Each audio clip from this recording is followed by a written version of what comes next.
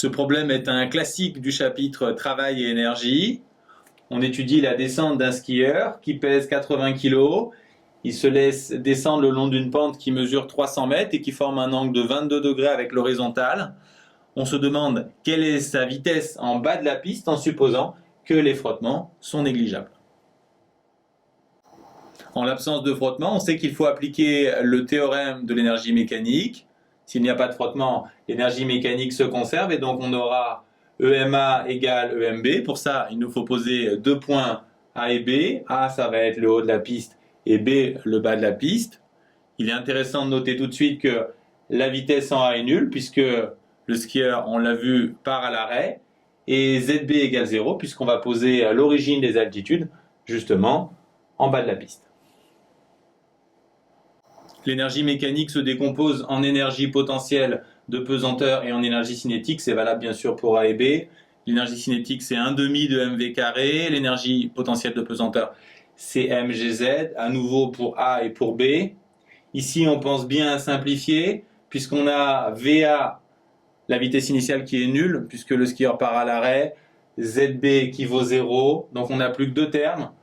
On va ici simplifier par M. Donc on aura VB carré égale 2GZA. Ensuite on prend la racine. ZA c'est l'altitude en A, autrement dit cette hauteur. On la trouve en considérant ce triangle. On connaît l'hypoténuse qui vaut L, on connaît cet angle. Donc ici on a L sinus alpha, on l'a vu plusieurs fois. Et ensuite on fait l'application numérique. G c'est 9,81, L c'est 300 mètres, l'angle vaut 22 degrés. On trouve VB égale 47 mètres par seconde, soit 169 km/h. En réalité, la vitesse du skieur en bas de la piste, c'est 110 km/h, ce qui signifie que les frottements ne sont pas négligeables. Et justement, ce sont les frottements qu'on va déterminer ici en supposant qu'ils sont constants. En présence de frottement, le plus simple consiste à utiliser le théorème de l'énergie cinétique. Somme des travaux des forces entre A et B égale à la variation d'énergie cinétique entre A et B, donc ECB moins ECA. Mais la difficulté, elle est plutôt ici. Il faut d'abord passer en revue toutes les forces qui s'appliquent sur le skieur. Alors, d'abord, il y a le poids qui fait descendre le skieur. Il y a les frottements, puisqu'on doit les prendre en compte, qui le freinent.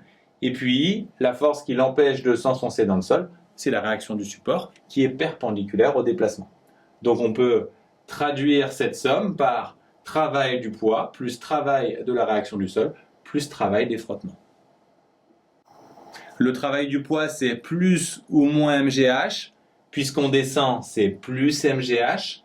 Le travail de la réaction du sol est nul puisque la réaction du sol est perpendiculaire au déplacement.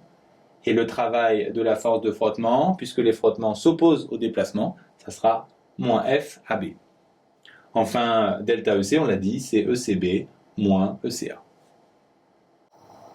H, le dénivelé, c'est la différence d'altitude entre A et B. On l'a calculé dans la question précédente, c'est L sinus θ. Ensuite, AB, c'est la longueur de la piste.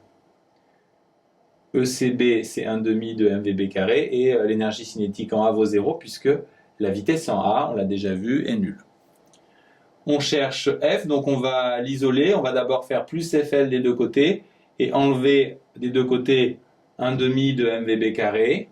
Ensuite, on va diviser par L et factoriser par M. Vous prenez le temps de le faire tranquillement. Et enfin, vous faites l'application numérique. Vous allez alors trouver 170 newtons. Dernière question. Arrivée en bas de la piste, elle remonte avec un angle de 30 degrés. J'ai représenté ici les forces. On vous précise que le skieur freine avec une force d'intensité de 500 newtons et on vous demande de déterminer la distance qu'il lui faudra pour s'arrêter. Puisqu'il y a des frottements, on applique à nouveau le théorème de l'énergie cinétique. Pour ça, il nous faut deux points. B, le bas de la piste, et C, l'endroit où le skieur s'arrête. On va noter D, la distance BC cherchée, et on aura bien sûr la vitesse en C qui est nulle, puisque c'est l'endroit où le skieur s'arrête. Ensuite, si on applique ici le théorème de l'énergie cinétique, on aura le travail du poids plus le travail de la force de frottement plus le travail de la réaction du sol doit être égal à l'énergie cinétique en C moins l'énergie cinétique en B. Et bien sûr, l'énergie cinétique en C est nulle puisque Vc égale 0. Le travail du poids, puisque le skieur monte, c'est moins mgh, où h est le dénivelé, c'est-à-dire la différence d'altitude entre B et C. Le travail de la réaction normale est nul puisqu'elle est perpendiculaire au déplacement. Pour les frottements, c'est moins F ici BC, puisque c'est la longueur qui nous intéresse. Et ici, moins 1/2 de mvb carré, bien sûr. Ensuite, BC égale D. Puisqu'on connaît cette hypoténuse et cet angle, en face, on a H qui va faire D sinus alpha. Ici, on aura donc F fois D et on recopie l'énergie cinétique en B. Je vous rappelle qu'on cherche la distance D. On peut remarquer qu'on n'a que des signes négatifs, donc on va commencer par changer tous les signes. Ensuite, il faut remarquer qu'on a D dans deux termes, on va donc factoriser par D ici. Puis ensuite, on va tout diviser par cette expression. On obtient donc D. Et si on fait l'application numérique, on constate qu'il faut 42 mètres au skieur pour s'arrêter.